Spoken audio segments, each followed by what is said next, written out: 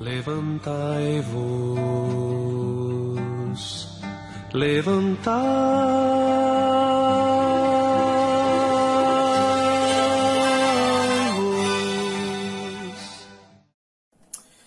Queridos irmãos da Igreja Evangélica Congregacional de Niterói, muito bom dia. É manhã de domingo, dia 29 de março de 2020.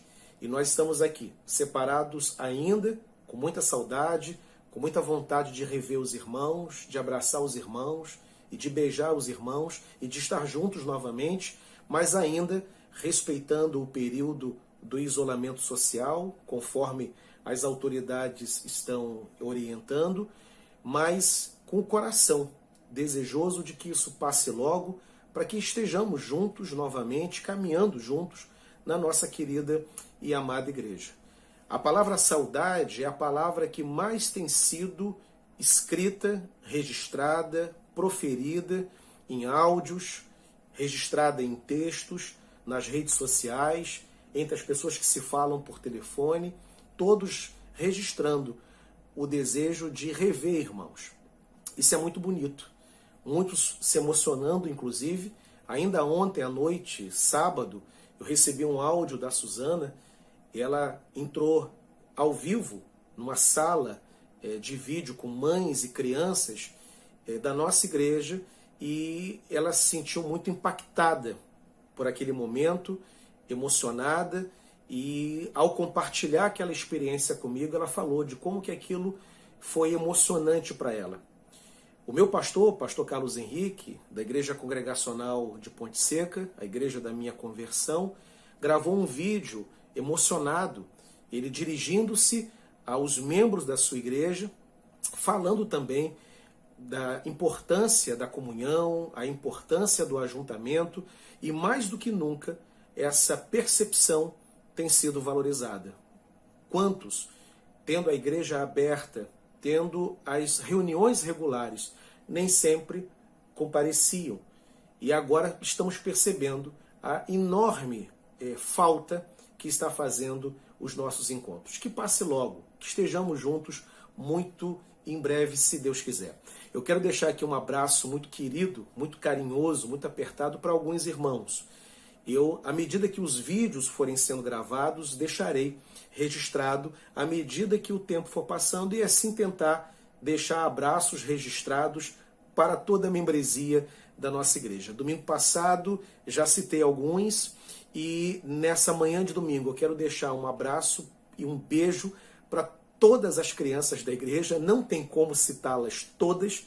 O nosso departamento tem mais de 52 crianças, o que é uma bênção extraordinária, mas não tem como citar. Então, mãe, pai, tio, avô dessas crianças, membros da nossa igreja, congregados, visitantes, aqueles que estão em processo de decisão para se tornar membros da família congregacional de Niterói, mostre esse vídeo para o seu filho, para o seu neto, para o seu sobrinho. Um beijo que eu quero deixar para cada um abraço muito apertado, né? Tanto nas crianças recém-nascidas, das que nasceram mais recentemente, até aquelas que estão saindo da fase dos juniores, entrando já na fase ali dos pré-adolescentes, abandonando, portanto, a primeira infância, e daqui a pouco serão adolescentes na nossa igreja, e adolescentes os quais eu terei a alegria, a bênção de poder acompanhar. Me sinto muito feliz em ter tanta criança e me emociono, inclusive, porque quando eu cheguei na igreja há 8 anos, muitos desses que são juniores e adolescentes eram pequenos e hoje já estão aí na faixa dos seus 11, 12, 13, 14 anos. Então um beijo para todos eles, um abraço muito apertado nos pais também, e hoje, portanto, o meu beijo vai para as crianças. Logo mais à noite eu vou deixar um abraço e um beijo também para outros grupos da nossa igreja. Nessa manhã, crianças, juniores, adolescentes, sintam-se todos beijados e abraçados pelo pastor Idauro, que é o pastor de vocês. Eu tenho 2 comunicados para poder passar antes de nós entrarmos no texto separado para essa manhã, que é o texto de Neemias, capítulo 1. O primeiro comunicado é reiterar aquilo que foi comunicado no grupo que a Joelma controla ali no WhatsApp, comunicado acerca de que nós seguiremos de acordo com a orientação do governador do estado do Rio de Janeiro, Wilson Witzel, de que o nosso templo seguirá fechado por mais um período, por mais um tempo. Isso de acordo com o cronograma do estado e também sincronizado com o calendário, com o programa da Prefeitura de Niterói, do senhor prefeito Rodrigo Neves. Então nós estaremos sempre caminhando com as autoridades para que a gente possa fazer corretamente, sem colocar a nossa membresia em risco e, ao mesmo tempo, dando exemplo para a sociedade como igreja séria, bíblica e responsável que nós somos. Então, por enquanto, o templo permanece fechado e estejam, portanto, orando por essa situação. O segundo comunicado, extremamente importante, é você que tem filho pequeno em casa. Ainda há pouco deixei um beijo e um abraço para esse grupo de crianças. Novamente falando, o nosso departamento tem mais de 52 crianças.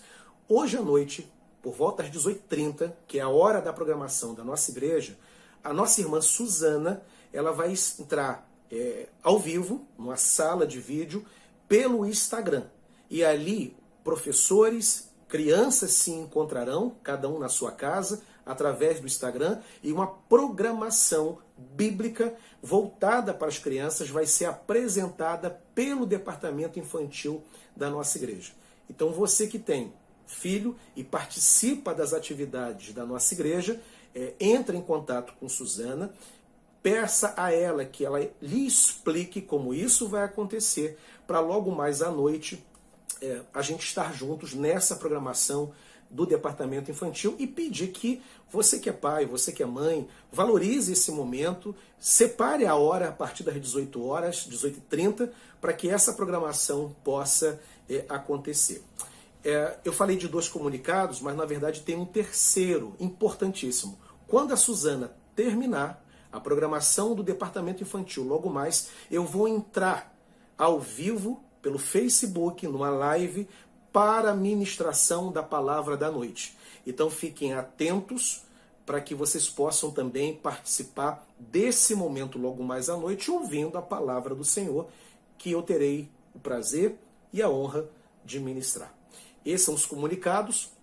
Vamos, portanto, com a leitura do texto bíblico separado para essa manhã, que é o texto de Neemias, capítulo 1, todo ele. Eu convido você a fazer essa leitura junto comigo. As palavras de Neemias, filho de Acalias. No mês de Quisleu, no ano 20º, estando eu na cidadela de Suzã, veio Anani, um de meus irmãos, com alguns de Judá. Então lhes perguntei pelos judeus que escaparam e que não foram levados para o exílio e acerca de Jerusalém. Disseram-me: os restantes que não foram levados para o exílio e se acham lá na província estão em grande miséria e desprezo. Os muros de Jerusalém estão derribados e as suas portas queimadas. Tendo eu ouvido estas palavras, assentei-me e chorei e lamentei por alguns dias e estive jejuando e orando perante o Deus dos céus.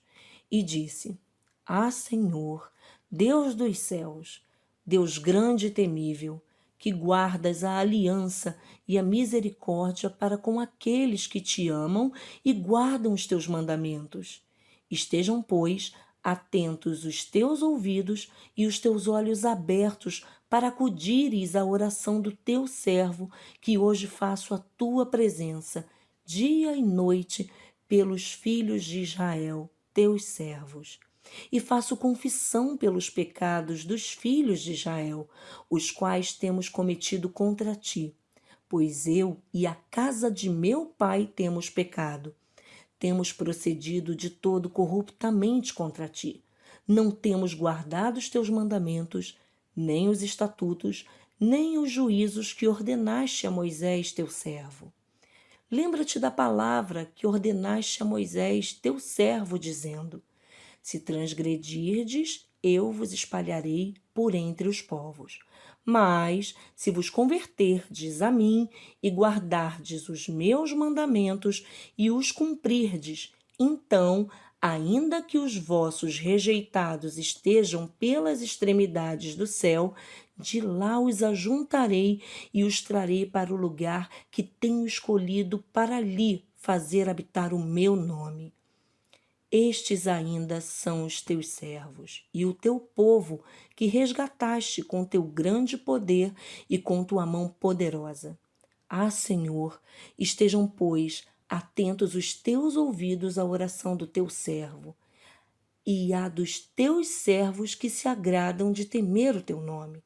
Concede que seja bem-sucedido hoje o teu servo e dá-lhe mercê perante este homem. Neste tempo, eu era copeiro do rei. A vida de Neemias é extremamente importante, oportuna, para ser refletida num período como esse que o mundo está vivendo, que o Brasil está vivendo e que a nossa região metropolitana vive também. Neemias, ele é um líder que é levantado por Deus no momento difícil da nação de Israel, no momento difícil da cidade de Jerusalém. Ele é um homem de Deus levantado no momento de caos. Ele está trabalhando como servidor público, ele é um copeiro do rei Artaxerxes e ele é informado lá na região onde ele trabalhava de como a sua cidade querida, Jerusalém, estava. E aí a informação que dão, ele pergunta como é que estão os que foram deportados, os que já voltaram do exílio e estão lá na cidade de Jerusalém, como eles estão? E além deles, como está a cidade? E aí a informação que é dada a Neemias é de que as pessoas que lá moram estão em pobreza, em miséria, debaixo de um profundo desprezo e a cidade não está bem. A cidade está destruída, não há justiça, não há ordem pública, há miséria por todos os lados. Os muros que protegiam a cidade, pois na época as cidades eram nas suas fronteiras fortalecidas, protegidas, com muros fortificados, esses muros foram derribados, os portões foram queimados, não havia, portanto, proteção, não havia ordem, não havia absolutamente nada. É o caos, ou melhor, era o caos instaurado na cidade de Jerusalém. Neemias ouve aquela informação e ele reage conforme a leitura que nós fizemos. Ele se lamenta, ele chora, ele se compadece, depois ele ora ao Senhor. E é justamente essas reações de Neemias que eu queria destacar nessa manhã de domingo. Primeiramente, o que me chama a atenção na vida de Neemias é que Neemias ele não se recusa a saber da notícia da sua cidade. Eu duvido muito que Neemias acreditasse que a cidade estivesse de maneira diferente. Afinal de contas, já haviam se passado 70 anos de cativeiro babilônico. E depois de um cativeiro, é óbvio que a cidade que estava debaixo de tal domínio, é certo que ela não estaria bem, que ela estaria com problemas, estaria caótica, com muitas dificuldades. Talvez ele não imaginasse a extensão do problema, a gravidade, a profundidade, o alcance daquela situação. Mas certamente a notícia que ele esperava não era das melhores. E ele então ouve aquela notícia que lhe impacta profundamente. Ele não se recusa, portanto, a ser um conhecedor da situação em que seus irmãos se encontravam. E nisso já percebemos o caráter extraordinário de Neemias, pois ele estava servindo o rei Artaxerxes. Ele era o copeiro. E o copeiro, na época, nada é parecido com aqueles que exercem a profissão hoje em dia. Ele não era um servidor de copos. Ele era alguém que tinha uma alta posição, porque somente aqueles que eram confiáveis poderiam exercer a função de copeiro. Era um cargo de extrema confiança do rei. Era quem provava, inclusive, do vinho para saber se o vinho ou qualquer outra bebida estavam envenenados. Ele era alguém, portanto, de alto prestígio. Tinha os seus salários pagos em dia, era um servidor público, como eu já disse, vivendo no palácio. em segurança, longe das agruras, longe da miséria, longe dos problemas que assolavam Israel. E apesar dessa situação confortável que Neemias estava, gozava, Neemias ele quer saber da condição em que os seus irmãos se encontravam. Assim são os homens de Deus. Não importa que nós estejamos bem, não importa que você esteja bem. O verdadeiro homem de Deus é alguém que sempre está interessado em saber do bem-estar do próximo, o bem-estar dos outros. Nós não queremos apenas o bem, o conforto, a tranquilidade, a paz para nós e para nossa família. Nós queremos que todos desfrutem dessa qualidade de vida. É um grande exemplo, portanto, que Neemias deixa. Além disso, uma segunda lição que a gente pode destacar da vida de Neemias é que Neemias é alguém que é empático ao sofrimento do próximo, ele é solidário ao sofrimento alheio. Porque o texto registra que quando ele é informado daquela situação, ele se lamenta, ele sente como se fosse com ele, como se ele estivesse lá em Jerusalém, sofrendo na pele o que os seus irmãos estavam passando. É alguém solidário, assim como são também os crentes cheios do Espírito Santo. Quando o Espírito Santo passa a fazer morada em nossa vida, nós inevitavelmente e necessariamente passamos a amar o próximo, porque a conversão conserta a nossa relação com Deus e ela também conserta a nossa relação com os irmãos. A obra do Espírito Santo, a obra de Deus, a obra da graça na vida de alguém que é alcançado por ela, ela conserta primeiramente verticalmente a relação dos homens. O conserto, a operação é vertical, mas depois é horizontal. Acerta também a relação com os outros. Não importa que nós estejamos bem, nós queremos que os outros também estejam. E o sofrimento dos outros é o meu sofrimento. Na oração do Pai Nosso, Jesus ensina a orar pelo pão nosso. Né? O pão nosso de cada dia, dai-nos hoje. O crente não é aquele que ora apenas pelo seu pão, o pão que está na sua mesa. Ele ora pelo pão que é nosso, que está em todas as mesas, que chega em todos os lares. Somos, portanto, solidários. E vemos esse exemplo da solidariedade, da empatia e do sofrimento de Neemias. Uma terceira lição que nós extraímos da vida desse homem de Deus é que ele não para no lamento. Neemias, ele parte para a oração. Diz o texto que ele vai orar, colocando aquela situação diante de Deus, ele ora pelos seus irmãos, ele apresenta a cidade, ele apresenta o caos que estava acontecendo, ele reconhece os erros da nação, os seus erros, ele ora pelos próprios pecados, os pecados da sua família, ele intercede a Deus, ele apresenta ao Senhor, ele não para no choro, ele não para no lamento. Nada poderemos fazer por ninguém ou por situação alguma se nós apenas ficarmos nos lamentando, se apenas formos solidários, se apenas oferecermos à pessoa o nosso sentimento ou a nossa emoção entristecida, o nosso coração quebrantado. Pouco poderemos fazer. Começa com o coração, começa com a solidariedade, começa com a empatia, mas saindo desse estágio, precisamos avançar e o avanço é na direção do Senhor, buscar recurso do céu, buscar unção do Espírito Santo, apresentar aquela necessidade, apresentar aquela enfermidade, aquele sofrimento alheio, aquela crise que aquela família está passando, a situação do país, a situação da cidade, do seu amigo próximo, do seu colega de trabalho. Estas situações precisam ser colocadas diante de Deus, como Neemias faz. Reforçando, ele não fica só no lamento, ele não fica só na tristeza, ele dobra o joelho e ele vai orar. Ore pela situação do Brasil, ore pela situação do mundo, ore por tudo que está acontecendo ao seu redor e outros problemas que porventura você souber que alguém esteja enfrentando, ore e coloque diante do Senhor também. Uma quarta e última lição. E aí a gente percebe como Neemias é um homem oportuno para um momento de crise como aquele que a nação de Israel estava vivendo.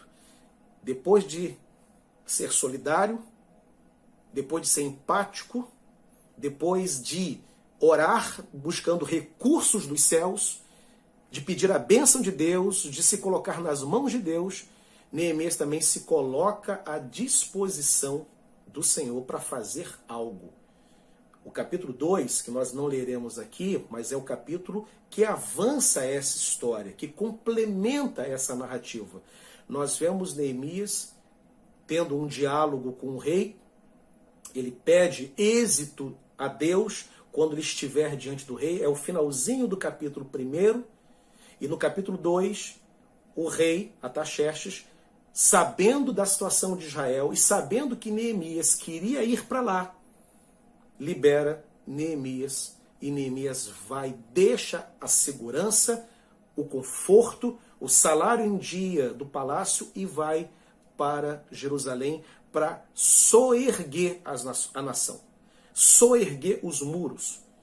E ele consegue fazer isso. O livro de Neemias conta a história que ele ergue os muros, reconstrói a cidade, reinstaura a ordem pública, a paz, a justiça, através do trabalho firme que ele lidera, um trabalho à frente de muitos homens, com a bênção de Deus. Neemias não fica apenas na oração. Neemias vai para o engajamento. Neemias coloca as mãos na obra de Deus. Orar é importante, mas não podemos apenas ficar na oração.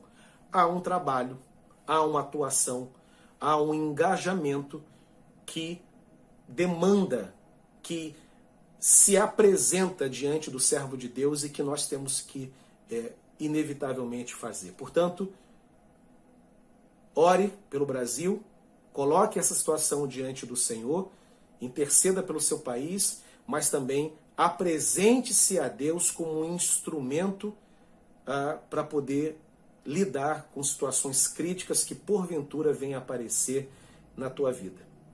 Se porventura houver alguma dificuldade na tua família, na tua vida, olhe para a vida de Neemias e aprenda com ele a como agir e reagir diante de situações críticas. Queridos, que Deus te abençoe. Que Deus dê graça a você. Que Deus abençoe o nosso país e que no seu universo familiar, profissional, você seja um homem de Deus como Neemias. E para fechar essa reflexão, não posso deixar de dizer que a história da Bíblia, inclusive a história de Neemias, não é a história de homens especiais, é a história de Deus. A história de Neemias é a história do que Deus fez através do seu instrumento chamado Neemias. É Deus quem faz. Neemias nada tinha de especial. Era um pecador que a graça de Deus usou. Eis aqui um pecador. Você é outro. Podemos ser usados como Neemias foi. Que Deus te abençoe. Eu gostaria de orar nessa manhã de domingo. Você na sua casa, eu aqui no meu escritório, orando juntos, pedindo que o Senhor nos abençoe nesse momento. Pai, louvado seja o teu nome. Obrigado pela bênção de podermos juntos refletir na tua palavra, orarmos juntos, termos esse momento de reflexão, de aprendizado na tua palavra. Abençoe, Senhor Deus, o nosso país, abençoe o mundo, abençoe a nossa igreja, a Igreja Congregacional de Niterói, os nossos irmãos, as famílias que ali congregam e a toda a parentela que está representada na vida desses irmãos. E nos dê, nesse domingo, um domingo bom, um domingo em família, na tua presença. É a minha oração, pela minha vida, pela minha família e pela vida e as famílias dos meus irmãos. Em nome de Jesus. Deus os abençoe. Logo mais à noite, nós estaremos juntos novamente. Fiquem na paz e que tenham um maravilhoso domingo na presença do Senhor.